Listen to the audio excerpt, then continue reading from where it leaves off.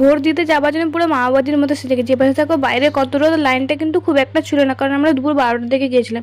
এপাশে দেখো আমি ভোট দিয়ে চলে এসেছি, কিন্তু বিকেলবেলা হঠাৎই না খুব ঝড় উঠেছিল। দেখো জানলার সামনে একটু বসে হাওয়া খাচ্ছি, নাহলে অন্য সময় তো হাওয়াই পাওয়া যায় না। এপাশে দেখো সজনা গাছটা দেখেছিলাম না, ঝড়ে পুরো ভেঙে গেছিলো, ওইখান থেকে দেখো কত পাতা গজিয়েছে।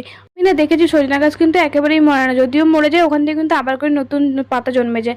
এপাশে দেখো বিকেলবেলা দিদাকে বলে আমরা চুল বেঁধে, তো তার জন্য দিদাকে মাকে ভাবে ট্রিট দেওয়া যাক, তাহলে অন্য সময় দিদাই চা করে। তো পাশে দেখো এত সুন্দর ওয়েদার, তাই জন্য হচ্ছে একটু মা আমার আর দিদার জন্য হচ্ছে একটু দুধ চা করে নিয়েছি। আর বাইরে দেখো টিপ টিপ করে বৃষ্টি পড়ছে, আর এখানে ঘরের ভিতরে আমরা সবাই মিলে একসঙ্গে গল্প করতে করতে চা খেয়ে নিলাম। আজকে মায়ের আর আমার এক জায়গায় ইনভাইট ছিল, তার জন্য দেখো রেডি হয়ে পড়েছে। আর এই সময় না বৃষ্টিটা একটু কমেছে, তাই জন্য ভাবলাম রেডি হয়ে এই সময় বেরিয়ে পড়া যাক। এই দেখো আমরা কিন্তু চলে এসেছি। আমাদের পাড়ারই একটা ভাইয়ের 5 বছরের বার্থডে সেলিব্রেশন ছিল, তো আর তার ফেভারিট হচ্ছে স্পাইডারম্যান, তার জন্য দেখো তার ডেকোরেশন কেক কিন্তু সব স্পাইডারম্যানের করা হয়েছে। তারপরে কিন্তু তারা সবাই মিলে কেক কেটে দিল, আর কেক কাটার পর আমরা খাওয়া দাওয়া করে কিন্তু বাড়ি চলে এলাম।